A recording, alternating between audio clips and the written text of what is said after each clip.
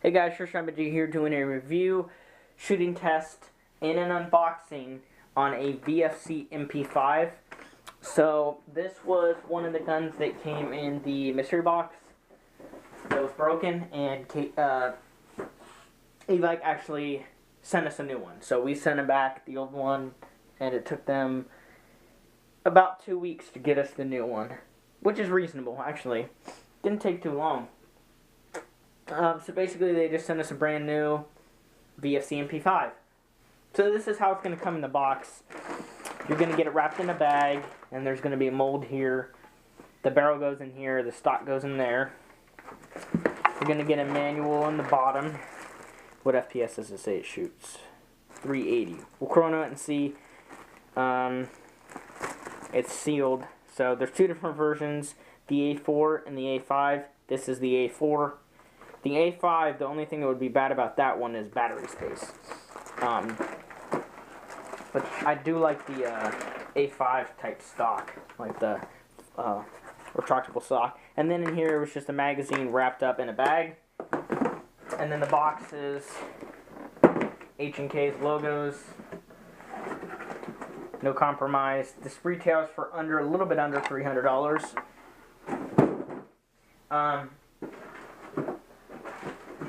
Here's the gun. Go ahead and take a look at it.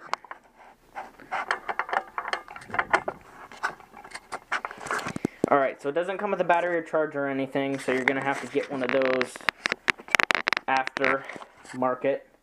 Stand on the other side so I don't block the sun. As far as quality, the externals are unbelievably nice.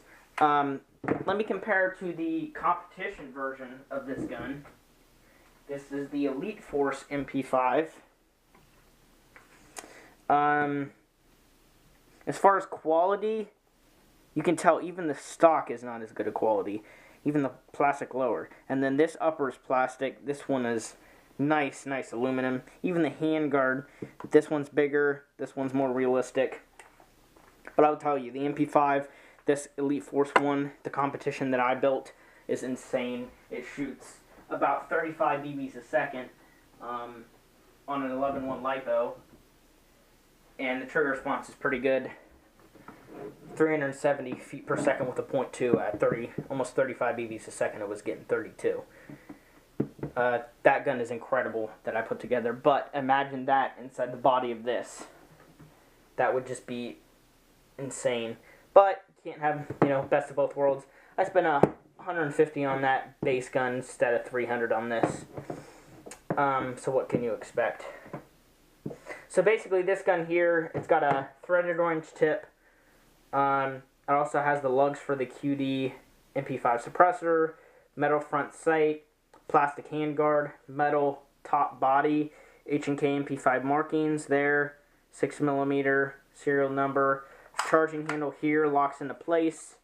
There's the hop-up right there. Just like the competition, it's got the adjustment arm type hop-up. This one's just a little bit different. This is actually a plastic hop-up, and the competition version actually comes with an aluminum hop-up, which I thought interesting.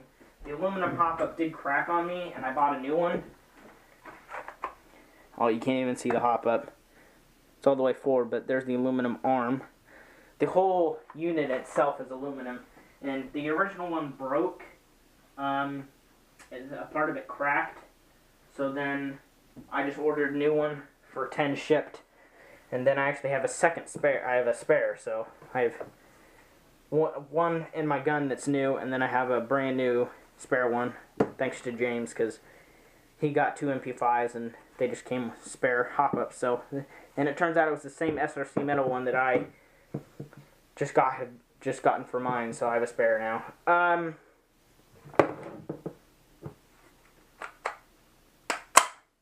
Okay, the body here, aluminum, Kaus 9mm x 19.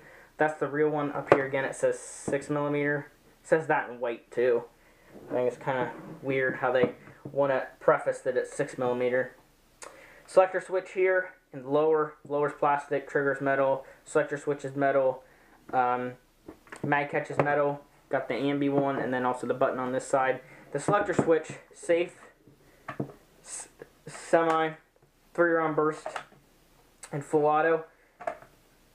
I will shoot this here in a minute. And then the stock is plastic. To get the battery in, you have to pop the pin out. You don't actually use the butt plate like a lot of other MP5s. You slide the stock off, and you have the wires. It is Tamiya, and this gun is actually OEM VFC. So you have that VFC black Tamiya connector. Take the other body pin out. Slide the gearbox out. It's very interesting looking. As far as the gearbox, it looks nice. The bottom part is radiused, but the top isn't. So I find that kind of strange.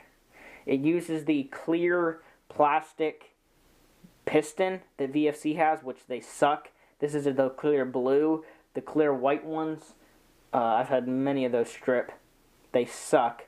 The blue ones supposedly are stronger, but they didn't put very many of the blue ones in guns, and then they came out with their it's like a red one with multiple steel teeth. And then you have the plastic hop-up in here. I'll pull it out. It's not super easy to get back in. This is a proprietary hop-up. It's plastic, but it should hold up. Now this is not easy to get back together because you have to make sure the spring doesn't fall off the front, and you have to take the hop-up through all the way through the back of the body. Plus you have to find the hole for the barrel. There. So there's that. Let's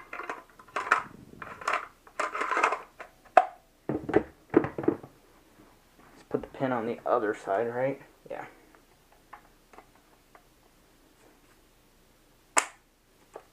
So there's that. We're going to go ahead and shoot it with a 9.6 and an 11.1 LiPo. This is a high cap that it comes with. It's about 250 BBs. This one actually works. The old one didn't. And we have 0.28 laser dot BBs in here. Let's try the 9.6 first. So how you load the battery up is just plug it in, and then you're going to slide the battery inside of the stock here, which is interesting. This would be better with a LiPo, just saying. So and then you can slide the stock on and put your pin in, and you're all ready to go. The trigger is pretty interesting. If you plan on shooting really fast with this, just the trigger pull is just not, it's mechanical. So let's go ahead and chrono it. I have, again, 0.28s loaded up. We'll go ahead and chrono it right here. X Cortec chrono, 0.28s. This thing sounds like it shoots hard, so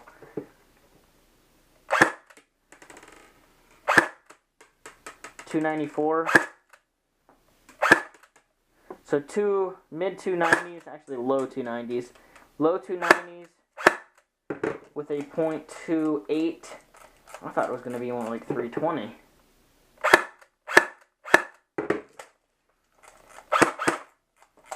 Let me wind the mag there. It's fully wound. So it's like 390s with a .28. So that's with the hop-up adjusted. I have not shocked this thing outside yet. So I'm going to go ahead and do that now, so it might be overhop. But it seems like, you know, you're probably going to want to use 2.5s or .2s.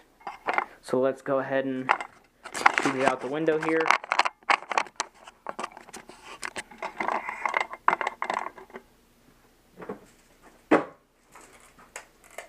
This is the 9.6 again.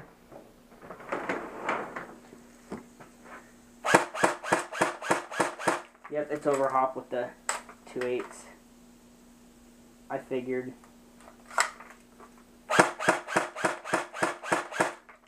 Still overhop with the 2.8s. So I had it overhop, that's why it wasn't shooting so hard. Oh, shoots really good.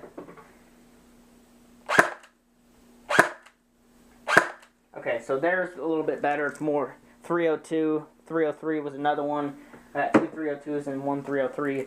So it's 300 with .28s with the hop up adjusted. Sighted in properly for like 200 feet. Mag does not seem to feed very well. MP5 and UMP mags suck high cap. Let's try a 3-round burst.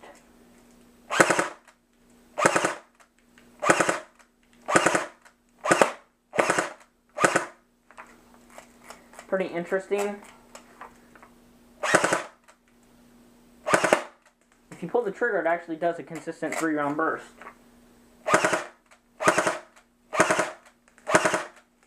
Pretty cool. Let's try full auto.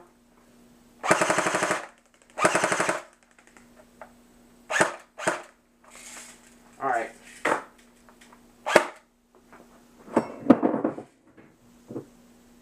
Alright, let's go ahead and try an 11.1 LiPo real quick. Don't have a whole lot of ammo in here. Again, I'm using laser dot ammo.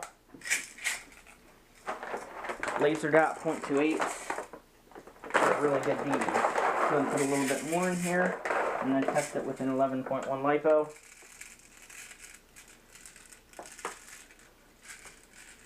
Alright. So to swap batteries, pretty easy.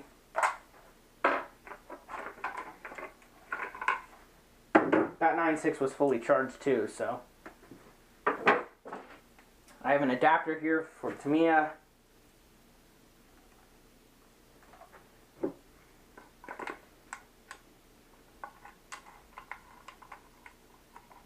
So there's a lot of wires. I think they have too long of wires on this gun, to be honest. But you can just stuff them back down in there, I guess. None of the wires get caught, which is pretty cool. So this is with an 11.1 LiPo. It's quicker. Still not super good. As far as upgrades, the motor. If you swap this motor out, you will get much better performance. The ZCI balance with like an 11.1, although your piston probably wouldn't last too long with that. Probably not.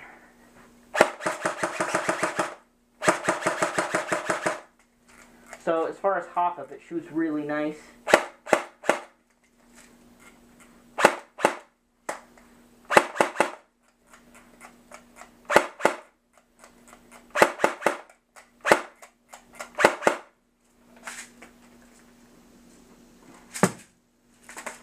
The mag just had jammed up, and that's why I don't like MP5 high caps.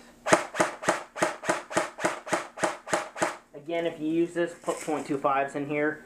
With 2.5s, you should get about 315, 320, which is pretty good.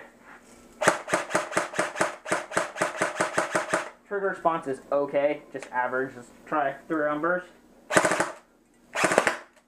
Okay, with 3-round burst, it shoots more like 4 with an 11.1. Yeah, 4 or 5.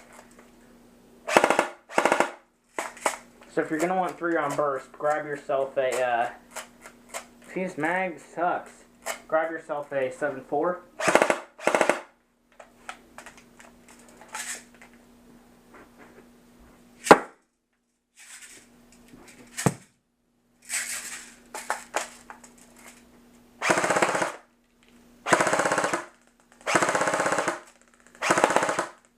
Full auto's not bad, you know?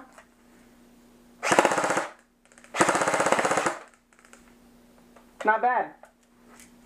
11.1 LiPo, you know?